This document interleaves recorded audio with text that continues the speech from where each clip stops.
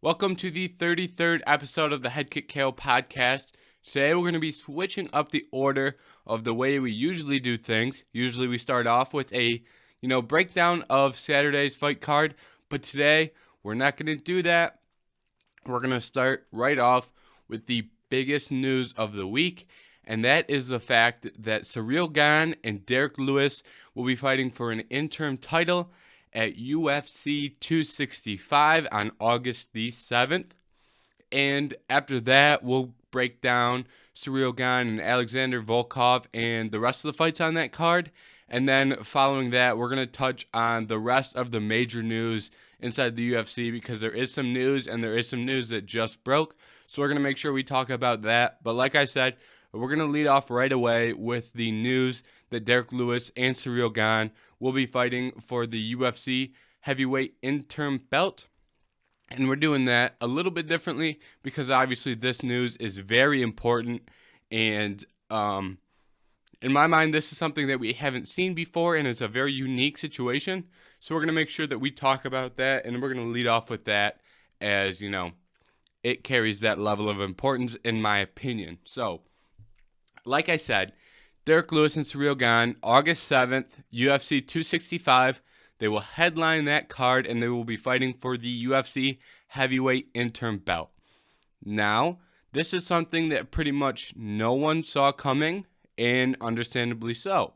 Usually, first of all, we don't see fighters get booked, they book that on Monday. So usually we don't see fighters get booked on Monday night after fighting on Saturday night. That's, anomaly number one in this situation is that they had this, this came around pretty fast. There were no rumblings of this. It just kind of hit us out of nowhere. And then second of all, the fact that this fight is for an interim belt when you could realistically make this fight for a number one contenders fight, but instead they decided to make this for a belt. And that is very shocking to me and pretty much everyone who has heard this news because Francis Ngannou has not been incredibly inactive.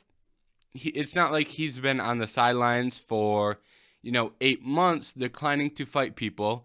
He wants to be active, and apparently he even accepted a fight for September, I believe. So the UFC came to him and said, "Hey, Francis, will you fight on August 7th and headline UFC 265? And he said, "No, I can't do August. I'll do September," which in my mind is pretty reasonable. He's been, Francis Ngannou has been doing a lot outside of the country, a lot inside the country. He's obviously gone home to Africa. He was in Fast and Furious 9. So Francis is a busy guy. It's not like he's just sitting on the sidelines doing nothing. Francis is, staying active and doing things like that help his, star grow for the UFC. So he's promoting himself, even if, it's not directly through the UFC in their style of promotion. Francis Ngannou is out promoting himself. It's not like he's just sitting on the sidelines doing nothing. So that is very surprising that they'd be willing to do that because now they're in a situation where even if you look at the upcoming pay-per-views, he said, I can't do UFC 265, can't headline that. On that card, you already have Amanda Nunes and Juliana Pena, so obviously not the best headliner, but you'd like to see a little bit more, especially for 265. That, seems like one of those numbers where 265, it's a rounded off number, something the UFC would probably want to have a big event for. But if you look at UFC 266, the date he wanted to fight, that was supposed to be headlined by Jan Blachowicz and Glover Teixeira. Now, that got pushed back to October. So now you don't even have a headliner for that 266 card that you were originally kind of, you could have had Francis on that. So even if they really needed a headliner for 265, they would have secured a good headliner for 66, a couple months out. And who knows, I guess the kind of the kind of question mark here in terms of booking these pay-per-view headliners and title fights on pay-per-views is when is Volkanovski and Ortega, when are they going to fight? I'm sure that has already been decided but not announced, simply because, they're doing tough. I imagine they're going to make that announcement on the show, during the show, maybe in one of the last episodes, but I imagine those two are already signed and ready to go. They just can't come out with that information yet. So maybe they will headline 266. Maybe that is something that we're not seeing here. You can't really be too sure. But that also raises the question, what is Oliveira doing? What is Usman doing? What are the rest of the champs doing right now in terms of, defending their belts? And, that's kind of a, you can't really be like, you can't put all the weight on Francis to have a headliner at 265 when you have numerous other, champions who could fight that day. Even if you want the heavyweight championship, it's, you don't need it. I mean, it's always great having the heavyweight champion headline a card, but that's not something that you absolutely have to have, and you don't have to have it enough where you go and book an interim title fight that day, and it's just not something that the UFC needed to do. There was no reason for the UFC to do this, and in my mind, this situation could have been, this could have been handled so much better. The most ideal, there were several ways this heavyweight division could have played out, and it would have been great. You could have had, you could have booked Derrick Lewis versus Francis Ngannou. It looked like that's the direction they were going, but you also could have booked, this Ciryl Gane and Derrick Lewis fight, had it be a number one contenders fight, and then you could have had John Jones and Francis Ngannou fight, and that would have been probably the most ideal situation. So, in my mind, when your champion is saying, hey, I can't do September, I can't do August, but I can do September. Why don't you just book him for September? And then why do you need to, get on? Because you don't have, Francis obviously isn't going to be happy with this, and he's not happy. So why do you need to damage that relationship when you could just say, hey, September's fine. There's no reason to have to damage a relationship with a champion, regardless of which weight class, but in this situation, it's Francis and it's heavyweight, so that is even, more extreme of a situation. With any champion, you don't want to damage the relationship that you have with them, so to do this, it's kind of like, what is going on? And then Dana and Francis's manager got into it. I'm not going to come out and say side with either of these guys because they both, I don't know anything about Francis's manager, and Dana has been known to tell some lies here and there. So I don't want to pick sides on this, but Francis's manager did come out and say, hey, I have evidence of the communication that we've had. So if he can drop his evidence, that'd be one thing, but it doesn't look like this situation is going to be resolved anytime soon because Francis is likely very upset, understandably so, especially in a situation where he won the belt 3 months ago or so. He won the belt 3 months ago or so. And that is probably the biggest turnaround for having an interim belt. I mean, Stipe sat out longer, and they threatened to strip him, and they threatened to have an interim, but they never actually followed through with it. This was a weird situation where I don't know if they made the threat, back. I don't know if they threatened Francis with stripping or having an interim privately, but they never did it publicly. And when they were doing this with Stipe, they came out a lot more publicly with Stipe, and it would have made more sense to have an interim heavyweight champion when Stipe was, the champion because he was injured. And I feel like that is probably, in my opinion, there's very few situations where an interim champ really makes any sense, and this would fall into one of those categories where this doesn't make any sense. The interim champ just kind of holds back a division, makes the division, it gives you less options, and because the interim champ has to fight the champion next, what happens if you say either Derrick Lewis or Ciryl Gane become the interim heavyweight champion, and then Jon Jones all of a sudden is ready to fight for the heavyweight championship, but you have an interim champ, so now Jon Jones has to wait. So now you're in a situation where you could make this Jon Jones fight, but you can't because you have an interim champ.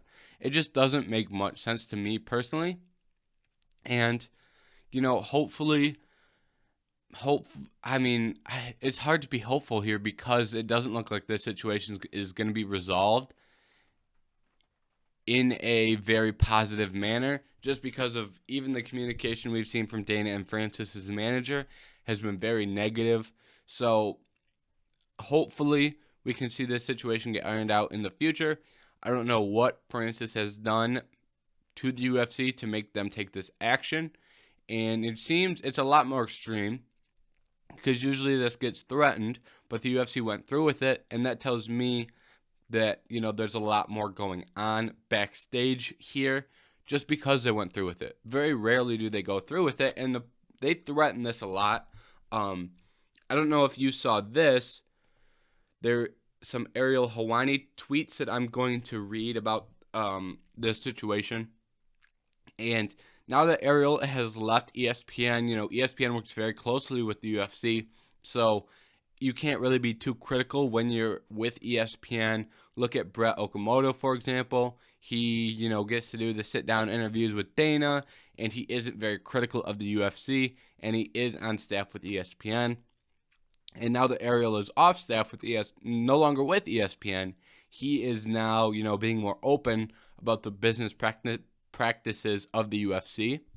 So I'm going to read here a thread of tweets from Ariel about how they kind of deal with being interim champions. So Ariel tweeted, regarding today's interim news, you'd be shocked how often they threaten this or how often they threaten to strip. And while most of the criticism has been directed towards Dana White, he is the face after all, it's really been the MO of Hunter Campbell since he took over. For those that don't know, Campbell is the UFC's chief business officer. He took over shortly after the sale. He does most, if not all, the deals these days. Some love him. He's a lot more like Lorenzo in that he isn't emotional, but he also threatens to strip constantly. Campbell is the lawyer White often refers to. Hardly ever mentions him by name, not sure why. He's way more valuable to the UFC than just being a lawyer. In fact, I'd argue he's the third most important person in the company behind Ari and White, being Dana White and Ari, the CEO of Endeavor. Again, he does all the big deals. Think of him as the UFC's general manager if they were a sports team, yet he never speaks publicly or has to explain moves like a GM would from time to time. Good gig. Anyways, some enjoy dealing with him, but this is right up his alley. It happens way more than fans think. And that is the end of that thread. So, this apparently is a situation where I thought that was very interesting, and I shared that because Ariel Helwani is very reputable, and I don't think he would just tweet anything like that out of nowhere. So that kinds of we all really had a suspicion, or maybe a little bit stronger than a suspicion that this was happening, but this kind of opens up details more and gives more credibility to the idea of how the UFC does business with their champions. And to me, that is kind of threatening the belt or threatening to strip or threatening an intern is kind of, it's a way for the UFC to manipulate fighters in a way, because when you look at, say, Brandon Moreno or Charles Oliveira, those two guys were both very emotional after long roads to get the belt, and you saw the emotion that they had after winning the belt. So that shows you how much the belt means to them. Now imagine if the UFC went to Brandon Moreno and said, hey, fight Cody Garbrandt for X amount of money on this date, or you get stripped of the belt. Imagine what Brandon Moreno would be like. He'd be like, wow, I really want this belt. You know, you saw all the emotion he had towards winning the belt. So it would kind of, it's like the best negotiating tactic. And by saying it's the best, I'm not saying it's right. I'm saying it's effective. And this is probably something that now that the UFC has done this, I wouldn't be surprised if we see this more and more often. And that is, like I said, we're going to see this more and more often, and I'm very surprised they haven't done they haven't done this to Aljamain Sterling yet, because if you look at Aljo, he is injured, right? He had surgery, and as much as people hate the way he won the belt, and I don't think he is proud of the way he won the belt, but he is injured and he had to have surgery, and the UFC didn't, take these actions against Aljamain when he said, hey, I'll fight. I can't fight now, but I'll fight when I'm recovered. Is that because Aljo said, hey, pay me whatever, I don't care? Or is it why does Aljo not have to deal with, we'd be in a situation here where we could have Petr Yan and the winner of TJ Dillashaw and Corey Sandhagen, those two could fight for an interim belt.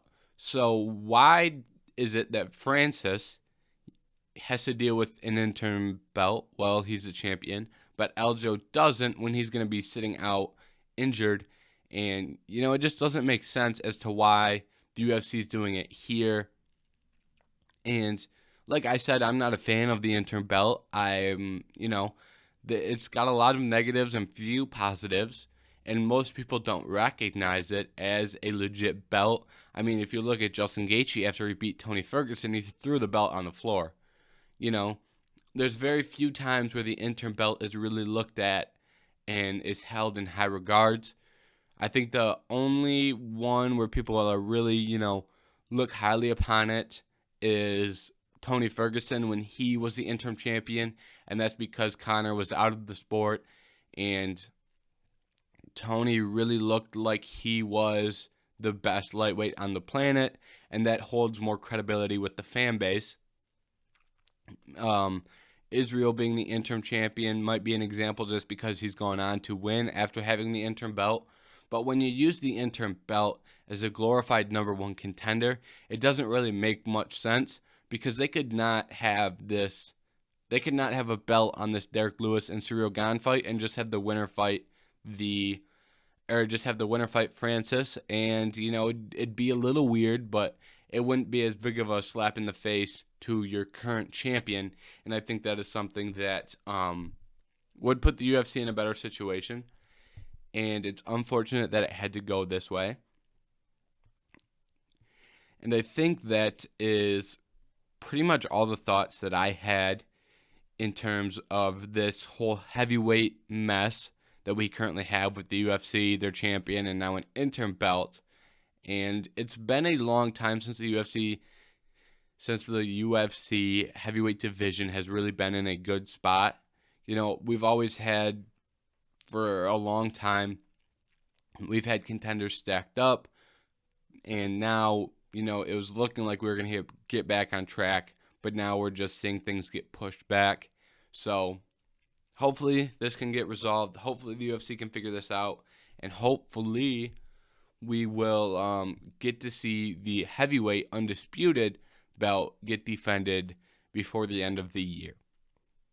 Now that we're done with that, we're going to talk about Ciryl Gane versus Alexander Volkov. So this fight is it ended up being an incredibly important fight for Ciryl Gane's career because he is fighting for the interim belt. And just a side note here, I do not blame Ciryl Gane and Derrick Lewis in this situation for, taking this fight and accepting the interim belt. That's not their fault. The fault lies on the UFC. and not the fighters who are taking advantage of the offer that they were given. So, but in this fight, Ciryl Gane looked very good. The scorecards were, I believe, 49-46 and then 50-45, 50-45. Those scorecards are really interesting. I think you can make the case that Volkov won 2 rounds, but those 2 rounds you could also give to Ciryl Gane. But Gane did win 3 rounds very clearly, in my opinion. So, whether it's 50-45 or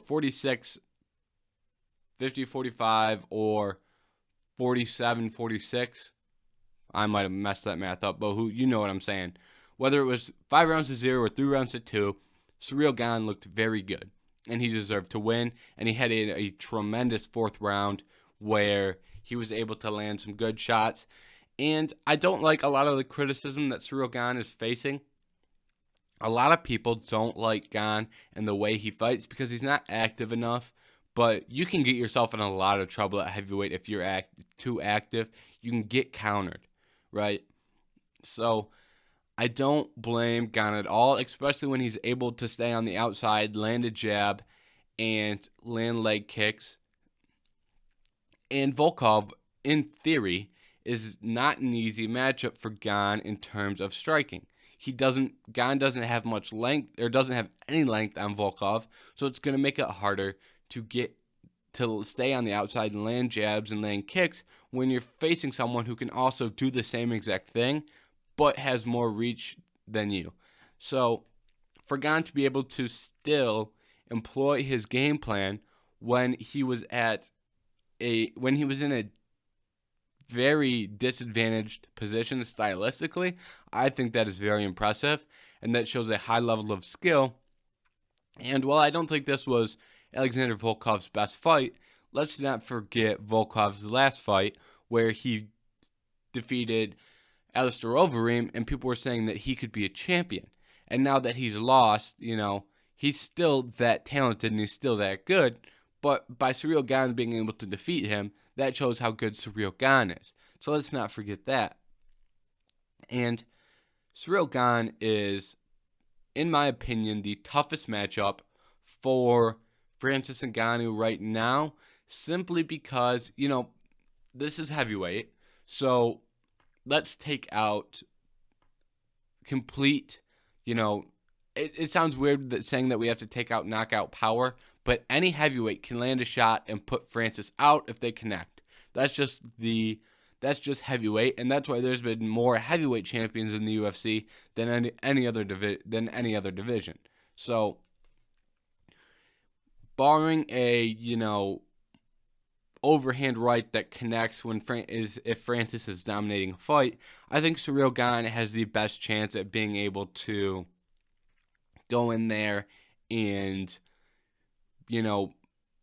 win a fight very convincingly against Francis, and that's because of how well his movement is. He utilizes movement so well. He's so quick. He can switch stances. He has a lot of things that I think could present Francis with problems. I think that leg kicks here could be a big issue for Francis. If Ciryl Gane is able to land leg kicks and start to beat on the front leg of Francis, that could, if he can manage to damage a leg of Francis, that would make it a lot harder for Francis to explode, as we see a lot of his shots, if he can explode into you, you're done. So I think that would make it a more manageable fight. And while I don't think that if I had to pick right now, I would pick Francis, but I think it would be a lot tougher than any other fight at heavyweight for Francis, and in terms of stand-up.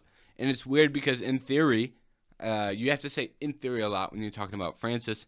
In theory, Curtis Blaydes would be a very tough matchup just because of how good he is wrestling, but Francis has already KO'd him twice. So I'd have to lean to Ciryl Gane being the toughest challenge for Francis. And then obviously Derrick Lewis is obviously a tough match as well, simply because, if Derrick Lewis lands a big shot on you, you're done. Ask Curtis Blaydes, unfortunately. So that's something to keep in mind as well.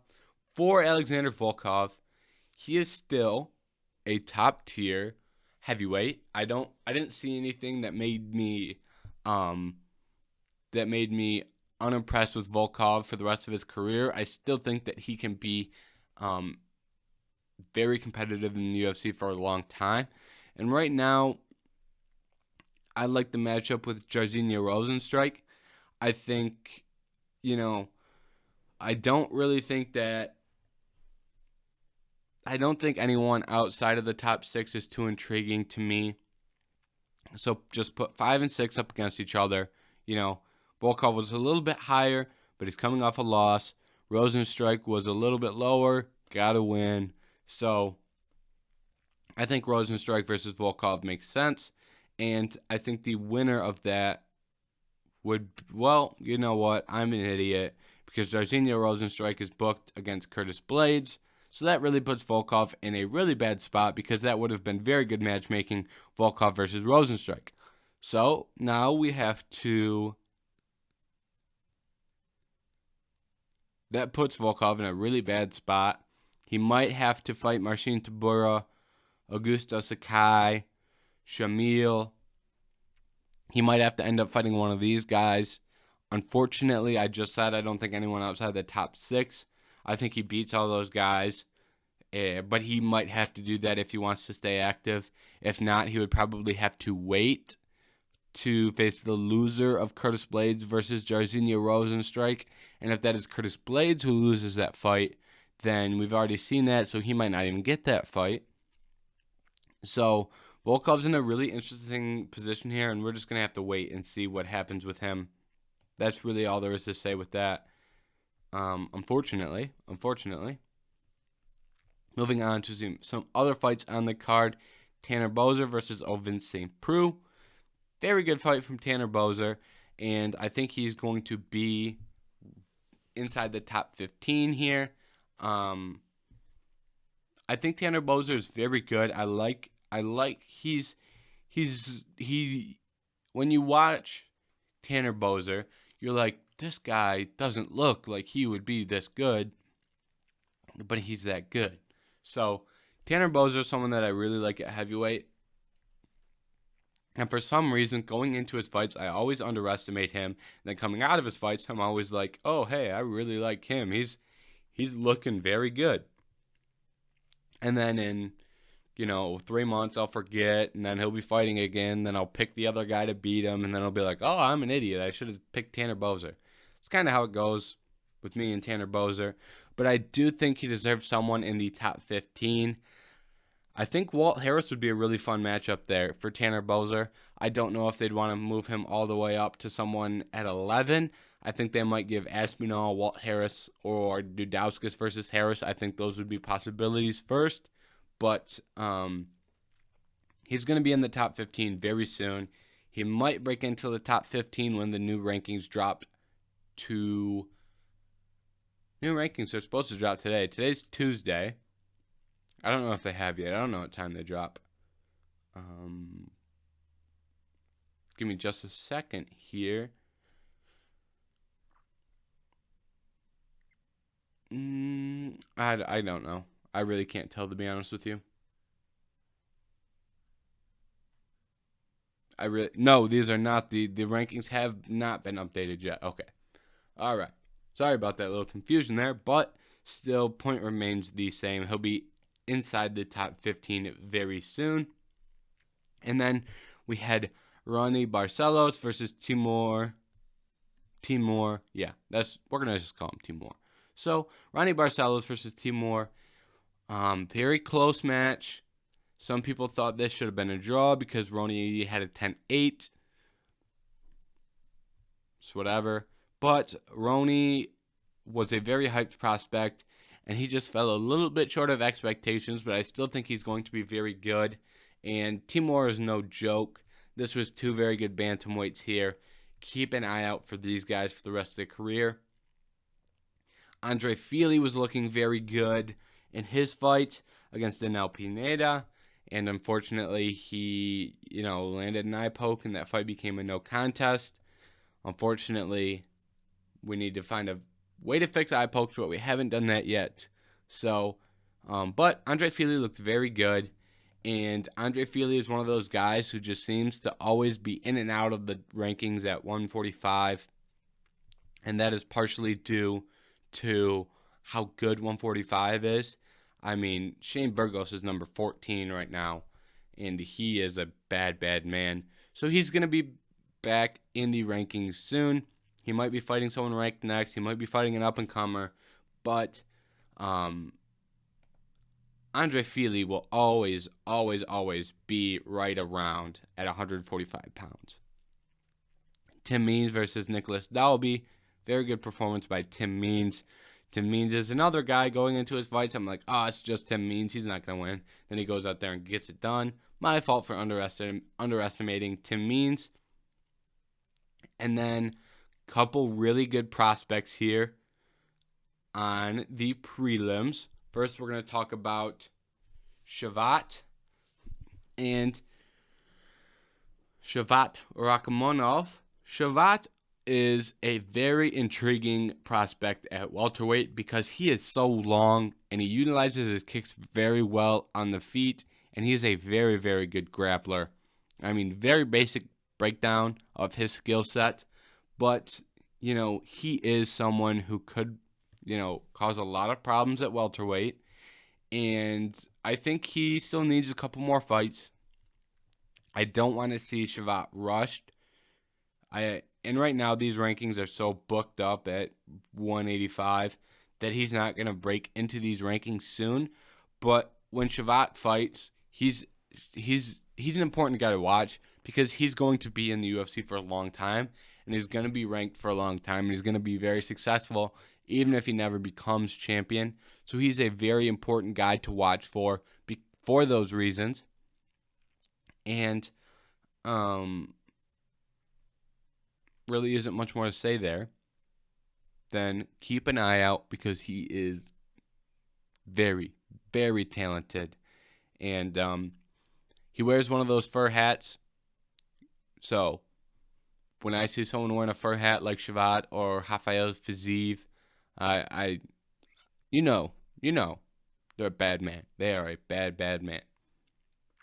The other welterweight prospect we had on this card, he was not really a prospect before this. He was a nobody before this. But Jeremiah Wells. Jeremiah went out there and beat up Warley Alvarez. And my goodness.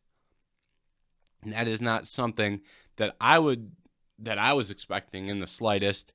I had someone ask me for good picks for this weekend, and Warley Alvarez was one. They were looking to make a parlay, and I was like, oh yeah, throw Warley Alvarez in there to get a win, and that should help boost your odds a little bit. Pretty safe pick.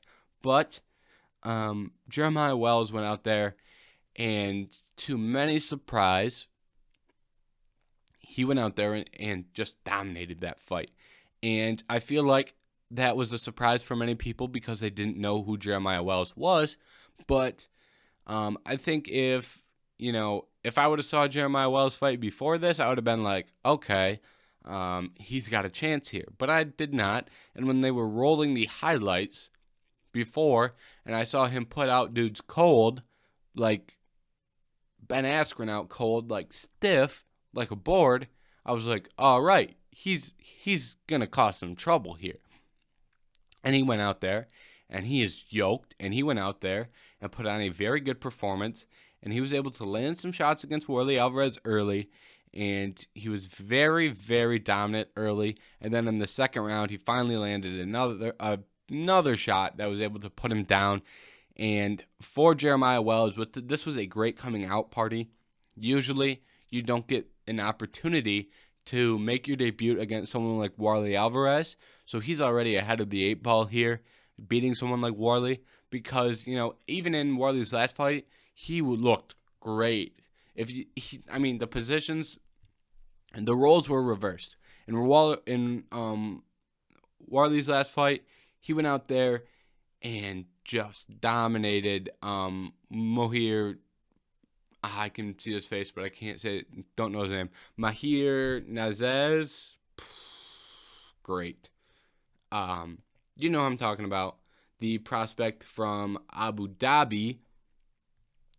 He went out there and dominated him and looked very impressive. And it was kind of, a lot of people were like, oh, this is a big turning point in his career to look this great. And then his opponent just came out Jeremiah Wells and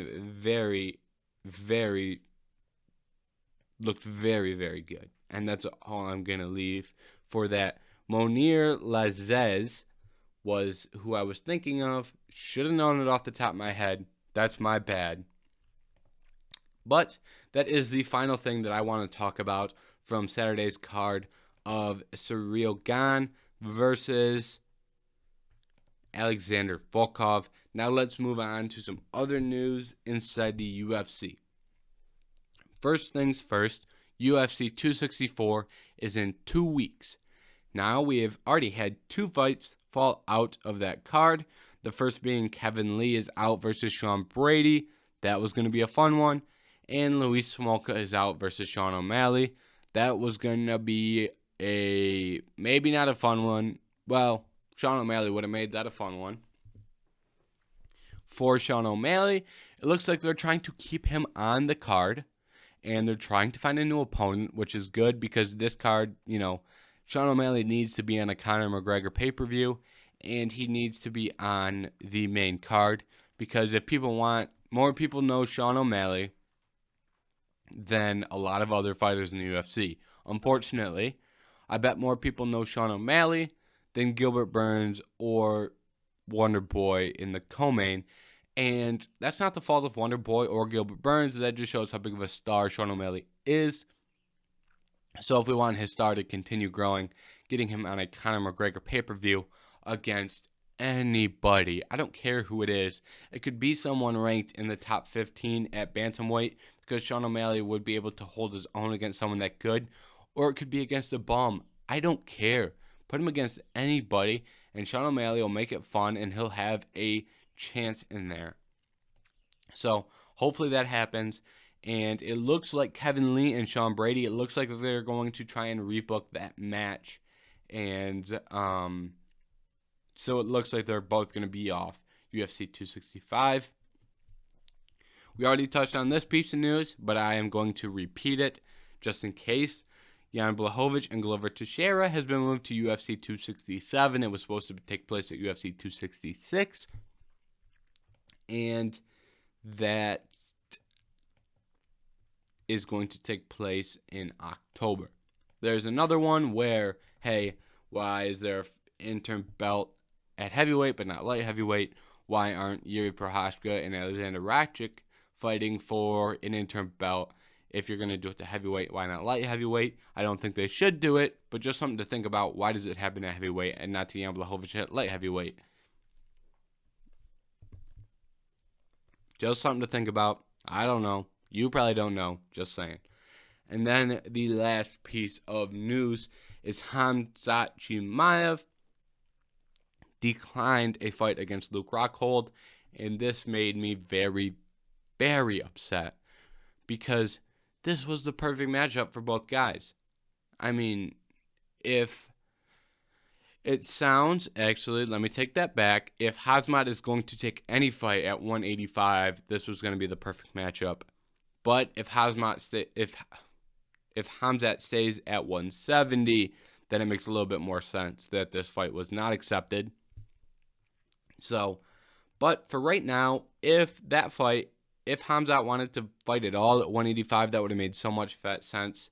Luke Rockhold trying to return, Khamzat trying to break into the top of the 185-pound division. So it made so much sense. But if Khamzat wants to stay at 170, I'm glad that he picked a division so we can see him climb through the ranks. That does leave us with the question, who is Khamzat Chimaev going to fight next? I don't know. You probably don't know.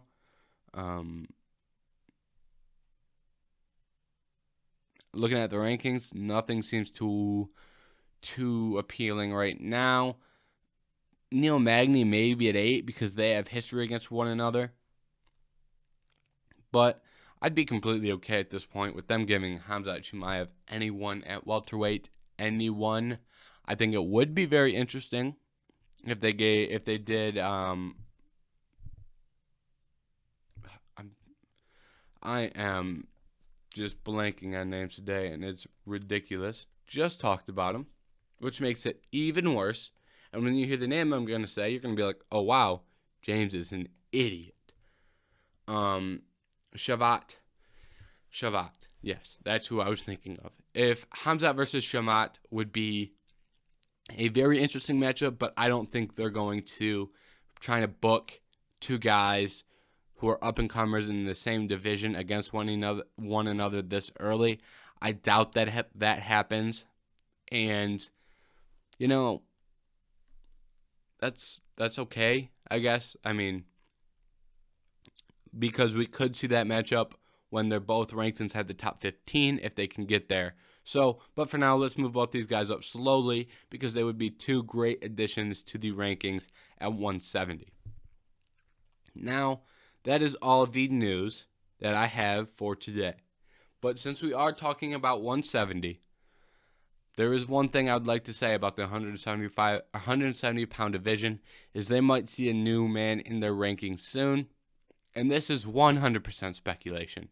100% speculation. Depending on how this fight goes for Dustin Poirier against Conor McGregor, I wouldn't be surprised if we see Dustin Poirier at 170 pounds. I would not be surprised to see that at all. I saw a picture of Dustin Poirier, and my God, he's looking jacked. Dustin Poirier's looking jacked. I don't know how he makes 155 pounds. I know it's not easy. He'd probably have to add a little bulk to get to 170, but that wouldn't be too difficult for him because he doesn't need to add that much weight to be a big 170 pounder. But Dustin Poirier at 170 is something that I think needs to be talked about more because I think it would be so interesting. And I think it'd be very likely if Dustin Poirier loses this fight to Conor McGregor because 170 offers a lot for Poirier.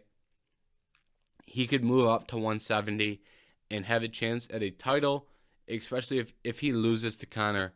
That 155-pound division is going to become very backed up, I believe. But, you know, Dustin Poirier against Kamaru Usman would be a very fun fight. And in my opinion, that'd be a closer fight than probably anything we could get at 170 pounds for Kamaru. You know, Colby, maybe. Leon, maybe. But Poirier at 170 would be so much fun. And I think Usman versus Poirier would be a tremendous matchup. Absolutely tremendous. I'd love to see that. I'd love to see it.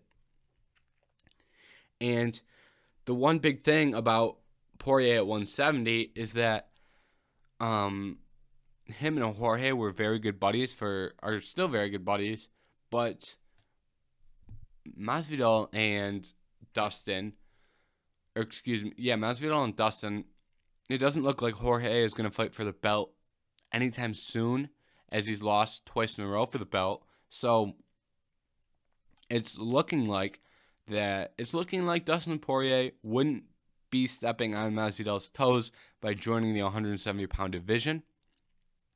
And he's already got beef with Colby Covington, so if that matchup ever came to fruition, Colby Covington versus Poirier would be a very, very interesting match that I'd love to see. So that's just something to think about, something that I just saw a picture of him, and someone was saying, it was a tweet, and someone was like, good Lord, how much do you think Poirier weighs right now? And it was like 188, 190 range. And I was like, oh, he'd be fun to watch at 170, and I think he could do it. But that's besides, any real point that I'm trying to make here. I just wanted to speculate on that. Maybe get some opinions from some of you as to what you think of the possibility of Poirier moving up to 170. Just something interesting that I was thinking about.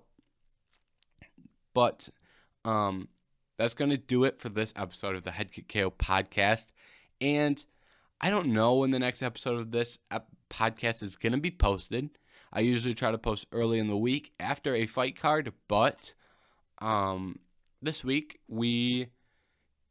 this upcoming Saturday, there are no fights, and the Saturday after that is UFC 264, Conor McGregor versus Dustin Poirier, the trilogy. So I would like to do a pay-per-view podcast like I did for UFC 263. I really enjoyed doing that. I had fun doing it. And then I'll obviously do a post UFC 263. Those are really fun to do in my opinion. And there's no reason for me to do one early next week if there isn't a lot of news. So I got to look at the work schedule, figure out exactly what day that's going to get posted. But that's the plan for next week is a UFC 264 preview podcast. And then I'll add any other important news that happened from now to then in that podcast as well. So that's just something to look out for. And thank you for watching the 33rd episode of the Head Kick KO podcast.